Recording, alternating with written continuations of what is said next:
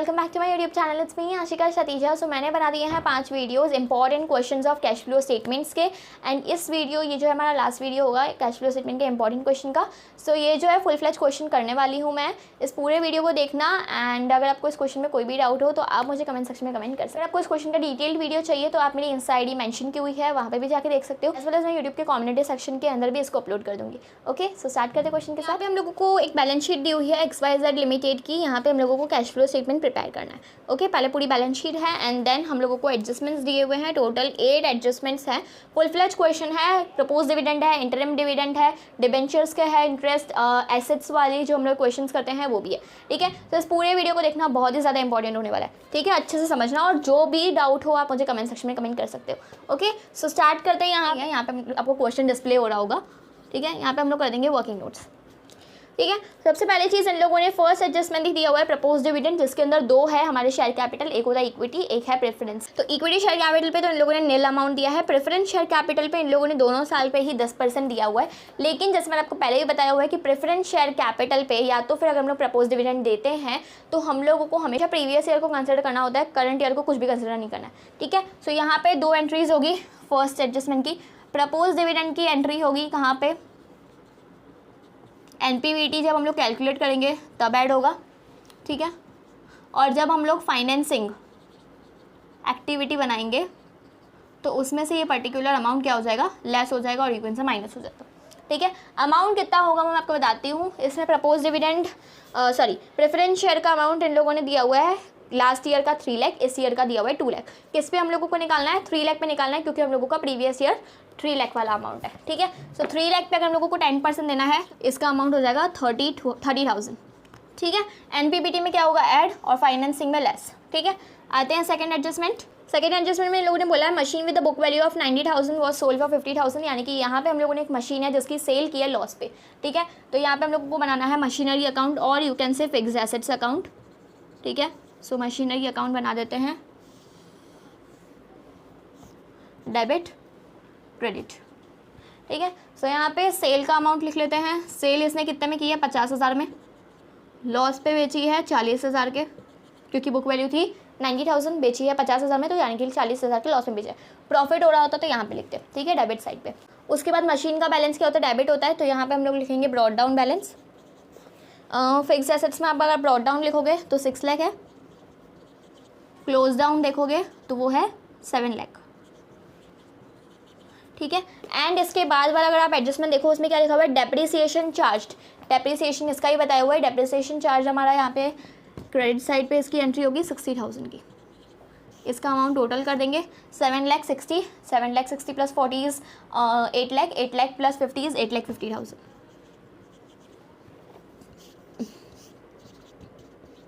8,50,000 में से 6 लाख गया, यानी कि 2,50,000 जो हमारा बैलेंसिंग बचा वो किसका होगा, परचेज का। ठीक है, सो यहाँ पे आपको बता देती हूँ कि किसकी क्या जर्नल एंट्रीज होगी। देखो, ब्रॉड डाउन की बैलेंसिंग ब्रॉड डाउन की और क्लोज डाउन की कोई भी जर्नल एंट्री नहीं होती है। परचेज हम लोग लिखेंगे इन्वेस्टिंग एक्टिविटी के अंदर। लॉस हमारा क्या होगा, ये भी ऑपरेटिंग एक्टिविटी में ही जाएगा और इसको हम लोग कर देंगे नॉन ऑपरेटिंग एक्सपेंडिचर में add, loss on machinery. Depreciation वापस नॉन कैश एक्सपेंडिचर के अंदर, इसको भी कर देंगे हम लोग ऐड, डेप्रिसिएशन ऑन मशीनरी। ठीक है, सारी हो गई एंट्रीज। अब आते हैं हम लोग फोर्थ एडजस्टमेंट पे, क्योंकि थर्ड एडजस्टमेंट में तो डेप्रिसिएशन ही दिया हुआ था खाली। उसके बाद है fourth adjustment which was debentures were issued on 1 अप्रैल 2017। यहाँ पे हम लोगों ने कुछ डिबेंचर्स है उसको इशू किया है 1 अप्रैल 2017, यानी कि न्यू ईयर पे ही हम लोगों ने इशू कर दिया। ठीक है, सो पहले हमारे पास 2 लाख डिबेंचर्स थे, अब डिबेंचर्स की वैल्यू हो गई है 3 लाख। पहले 2 लाख थे, हम लोगों ने पूरा साल 2 लाख ही चलाए। इस साल से हम लोग 3 लाख डिबेंचर्स को इशू कर रहे हैं, यानी कि 3 लाख डिबेंचर्स पे इंटरेस्ट देंगे। कितने % डिबेंचर्स है, 10% डिबेंचर्स है, तो हम लोगों का 3 लाख पे 10% इज 30,000 हमारा किस पे होगा, इंटरेस्ट ऑन डिबेंचर्स लगेगा। ठीक है, और इसकी एंट्री क्या होगी, ऑपरेटिंग में से नॉन कैश एक्सपेंडिचर के अंदर इसको कर देंगे ऐड। ठीक है, और you can say plus, and दूसरी एंट्री होगी फाइनेंसिंग में, इसको कर देंगे लेस और यू कैन से माइनस। ठीक है, इंटरेस्ट ऑन डिबेंचर का अमाउंट कैसे आया, डिबेंचर्स को इन लोगों ने बताया 1 अप्रैल यानी कि स्टार्टिंग ऑफ द ईयर से ही हम लोगों ने डिबेंचर्स को इशू कर दिए। तो अगर ईयर के स्टार्टिंग से ही अगर हम लोग 3 लाख यूज़ कर रहे हैं तो उन 3 लाख पे ही हम लोग पूरा साल इंटरेस्ट देंगे। सो 3 लाख पे अगर हम लोग को 10% देना है 30,000, तो उसके 2 एंट्रीज होगी ऑपरेटिंग एक्टिविटी के अंदर, नॉन कैश एक्सपेंडिचर में इसको कर देंगे ऐड, एंड फाइनेंसिंग एक्टिविटी के अंदर कर देंगे इसको लेस। आते हैं हमारे 6th एडजस्टमेंट पे। यहाँ पे इन लोगों 5th एडजस्टमेंट में इन्वेस्टमेंट्स वर परचेज ऑन 31 मार्च 2018। यहाँ पे हम लोगों ने इन्वेस्टमेंट्स है जो हम लोगों ने परचेज किए हैं। कितने इन्वेस्टमेंट्स परचेज किए हैं? 1 लाख के इन्वेस्टमेंट्स परचेज किए हैं, ठीक है। तो यहाँ पे इसकी 2 एंट्रीज होगी। सबसे पहली एंट्री कहाँ होगी? इन्वेस्टमेंट्स परचेज कर रहा है तो इन्वेस्टिंग एक्टिविटी के अंदर हम लोग लिख देंगे परचेज ऑफ इन्वेस्टमेंट्स।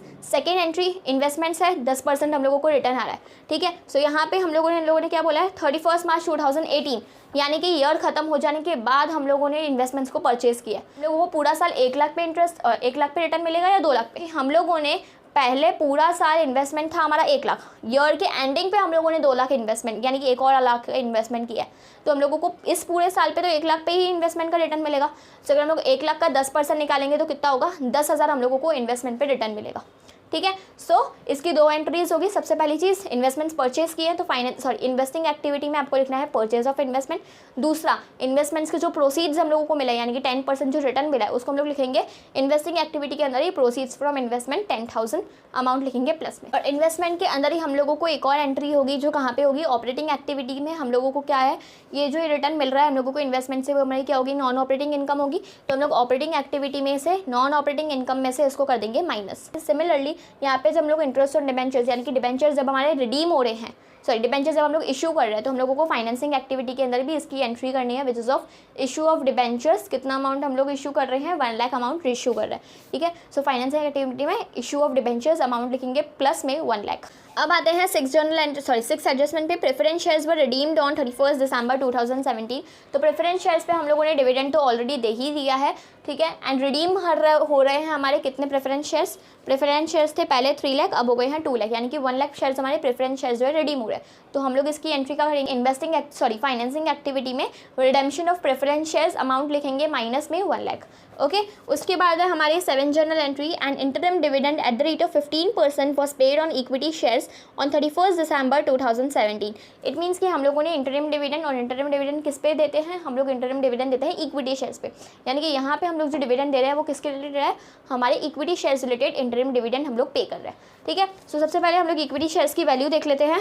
पहले अमाउंट था 3 लाख, अब हो गया है 5 लाख यानी कि हम लोगों को 31 दिसंबर, यहाँ पे इन लोगों ने क्या लिखा हुआ है? Interim dividend was paid on equity shares on 31 दिसंबर 2017। यानी कि जो हमारे शेयर्स की वैल्यू 31 दिसंबर 2017 को थी, कितनी थी हमारे शेयर्स की वैल्यू? 3 लाख थी। 2017 ईयर में देखो 3 लाख हमारे शेयर्स की वैल्यू थी। 3 लाख पे अगर हम लोग को 15% देना है, इट मीन्स कि 45,000 हम लोगों को डिविडेंड देना है इक्विटी शेयर्स पे। तो इसकी भी 2 एंट्रीज होगी। कहाँ पे होगी? एक तो हम लोग नॉन कैश एक्सपेंडिचर में इसको ऐड कर देंगे एंड सेकेंडली इसको हम लोग कर देंगे फाइनेंसिंग एक्टिविटी में से minus dividend of equity shares amount लिखेंगे 45,000 माइनस में।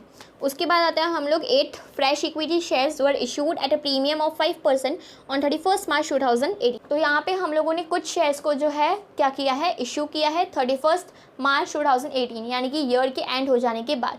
तो सबसे पहली चीज़ फाइनेंसिंग एक्टिविटी में हम लोग क्या लिखेंगे? Issue of equity shares. कितने इक्विटी शेयर्स हम लोग इशू कर रहे हैं? 2 लाख इक्विटी शेयर्स इशू कर रहे हैं। तो यहाँ पे हम लोग लिखेंगे issue of equity shares financing activity के अंदर अमाउंट लिखेंगे प्लस में 2 लाख।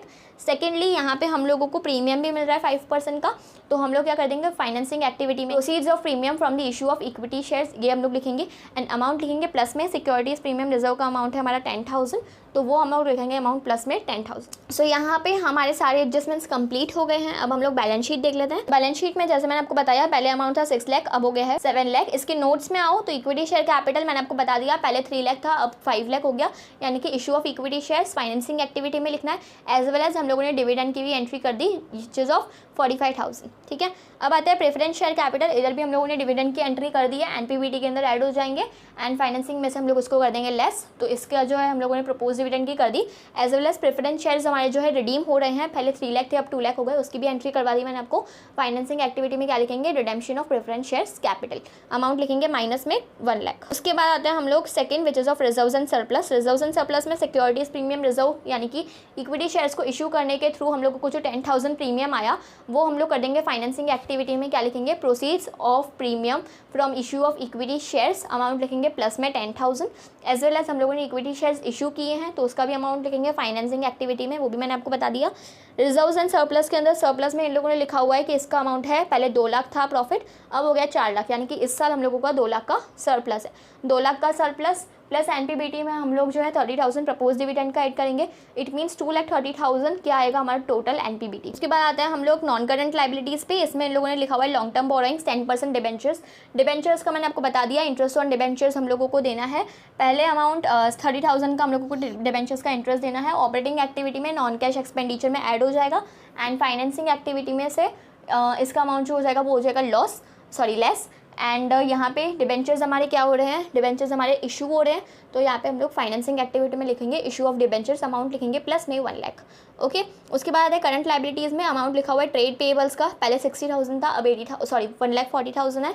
सो 80,000 का हमारा जो डिफरेंस है, यानी कि ट्रेड पेबल्स करंट लाइबिलिटीज़ बढ़ रही है, तो वर्किंग कैपिटल चेंजेस में हम लोग क्या कर देंगे, ऐड करेंगे increase in trade payables, amount लिखेंगे प्लस में 80,000।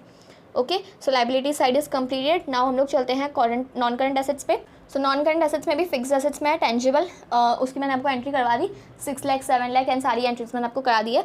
उसके बाद आता है 10% इन्वेस्टमेंट्स पे। पहले वैल्यू थी 1 लाख, अब हो गई है 2 लाख। सो इसमें मैंने आपको बता दिया कि इंटरेस्ट जो आएगा, इन्वेस्टमेंट से हमारा जो रिटर्न आएगा और यू कैन से जो इंटरेस्ट आएगा वो हम लोगों को कहाँ पे कर देना है, ऑपरेटिंग एक्टिविटी में नॉन ऑपरेटिंग इनकम में से माइनस। एंड सेकेंडली हम लोग को जो इन्वेस्टमेंट्स हम लोगों ने की है, यानी कि इन्वेस्टमेंट हम लोगों ने परचेज़ की है, उसकी भी एंट्री कर देंगे हम लोग इन्वेस्टमेंट में। परचेज ऑफ इन्वेस्टमेंट्स अमाउंट लिखेंगे माइनस में 1 लाख, एज वेल एज यहाँ पे हम लोगों को जो इंटरेस्ट ऑन इन्वेस्टमेंट अमाउंट मिलेगा वो हम लोग लिखेंगे प्लस में 10,000 इन्वेस्टिंग एक्टिविटी के अंदर। अब आते हैं करंट एसेट्स में। Current investments and cash equivalents को मिला के हम लोगों का opening cash and cash equivalents and closing cash and cash equivalents आएगा। सो करंट इन्वेस्टमेंट्स पे ध्यान नहीं देना है। आते हैं इन्वेंट्रीज पे। पहले अमाउंट था 1 लाख, अब हो गया है 2 लाख। सो यहाँ पे हमारा जो इन्वेंट्रीज का अमाउंट है बढ़ रहा है, तो हम लोग क्या कर देंगे, वर्किंग कैपिटल चेंजेस में से इसको कर देंगे less. Increase in inventory amounts लिखेंगे माइनस में 1 लाख। उसके बाद है ट्रेड रिसीवेबल्स, इसका अमाउंट दिया हुआ है नोट नंबर 3 में। सो नोट नंबर 3 में सन्ड्री डेटर्स है, इसका अमाउंट इन लोगों ने दिया हुआ है, पहले था 2 लाख, अब हो गया 3 लाख, यानी कि 1 लाख से हमारे सन्ड्री डेटर्स भी बढ़ रहे हैं। ठीक है, सो इसमें भी हम लोग वर्किंग कैपिटल चेंजेस में क्या लिखेंगे, increase in sundry debtors, amount लिखेंगे माइनस में 1 लाख। एज वेल एज यहाँ पे हम लोगों को प्रोविजन दिया हुआ है, पहले था 10,000, अब हो गया 20,000। तो provision is are non operating expenditure. So non operating expenditure को हम लोग क्या कर देंगे, ऑपरेटिंग एक्टिविटी में ऐड। ठीक है, सो 10,000 वो ऐड कर देंगे प्रोविजन फॉर डाउटफुल डेब्ट्स का। एंड देन आपका क्वेश्चन जो है कंप्लीट हो गया। अब आते हैं, हम लोगों ने सब कुछ चेक कर लिया है। प्रॉफिट लिख दिया 2,30,000, डेप्रिसिएशन किया, लॉस ऑन फिक्स एसेट्स लिख दिए, interest on debentures, dividend on equity shares, provision for doubtful debts completed है। इंटरेस्ट ऑन इन्वेस्टमेंट्स का अमाउंट ये चीज़ ऑफ नॉन ऑपरेटिंग इनकम वो भी हम लोगों ने कंप्लीट कर दी। वर्किंग कैपिटल चेंजेस भी कंप्लीट कर दिए। तो आपका जो ऑपरेटिंग एक्टिविटीज़ में जो कैश आएगा वो आएगा 2,85,000। एंड देन टैक्स की हम लोगों को कोई भी इन्फॉर्मेशन नहीं दी हुई है, सो लेस टैक्स पेड लिखना है और उसका अमाउंट लिख देना है माइनस में, निल लिखना है। ओके, उसके बाद लिखा हुआ है cash flow from investing activities. Sale of fix assets का मैंने आपको बताया, यहाँ पे लॉस जो हुआ वो हम लोगों ने लिखा, सेल ऑफ फिक्स एसेट्स मैंने आपको बताया। सेल जो है यहाँ पे भूल से मैंने आपको ऑपरेटिंग लिखवा दिया है, बट ये इन्वेस्टिंग में जाएगा। ठीक है, तो सेल हम लोग कहाँ पे लिखेंगे, इन्वेस्टिंग में लिखेंगे। एंड अमाउंट लिखेंगे प्लस में 50,000। परचेज ऑफ इन्वेस्टमेंट्स 2,50,000 इन्वेस्टिंग में ही जाएगा। परचेज ऑफ इन्वेस्टमेंट 1 लाख, वो भी अमाउंट लिखेंगे माइनस में। इंटरेस्ट जो मिलेगा हम लोगों को इन्वेस्टमेंट में वो हमारे लिए क्या होगी, इनकम होगी, इसलिए हम लोग उसको लिखेंगे प्लस में 10,000। ठीक है, सो प्रोसीड्स फ्रॉम इन्वेस्टिंग एक्टिविटीज़ और net cash used in investing activities is 2,90,000। Financing पे आ जाते हैं। Issue of equity share capital 2 lakh. Interest on debentures paid या मैंने आपको बता दिया 30,000। उसके बाद redemption of preference share capital 1 lakh. Securities premium reserve, dividend paid on preference share capital कर दिया, dividend paid on equity shares 45,000 amount minus में वो भी कर दिया। टोटल हमारा जो नेट कैश फ्लो आ रहा है इन फाइनेंसिंग एक्टिविटी का वो आ रहा है 1,05,000। Current investments and cash equivalents को मिला के हमारा opening cash and cash equivalents आएगा which is of 70,000। And current investments and cash equivalents को मिला के हमारा closing cash and cash equivalents आएगा विच इज ऑफ 1,70,000। सो 1,70,000 में से 70,000 माइनस कर देंगे। So operating, financing and investing, इन तीनों को मिला के हमारा अमाउंट कितना आना चाहिए, 1 लाख। अगर आपका इन तीनों को मिला के 1 लाख आ गया then your answer is right. अगर आपका नहीं आया फिर से क्वेश्चन करो, अच्छे से आंसर करो, आ जाएगा। ओके, कैश फ्लो स्टेटमेंट के अंदर ये चीज़ बहुत अच्छी लगती है कि यहाँ पे हम लोगों को पता हो जाता है कि हम लोगों का आंसर इतना ही आना चाहिए, उससे इधर उधर ऊपर नीचे हुआ तो फिर हमारा आंसर रॉन्ग है। ठीक है, अपने कैश फ्लो स्टेटमेंट अच्छे से कर दिया ना, तो जितने ही मार्क्स का आपका क्वेश्चन होगा ना वो इजीली आपको मिल जाएंगे। तो यहाँ पे आपके कैश फ्लो स्टेटमेंट की इंपॉर्टेंट क्वेश्चन की सीरीज कंप्लीट होती है। अगर आपके लिए वीडियो यूजफुल रहा हो तो उसको लाइक करना, शेयर करना और सब्सक्राइब करना। Meet you in the next video, bye.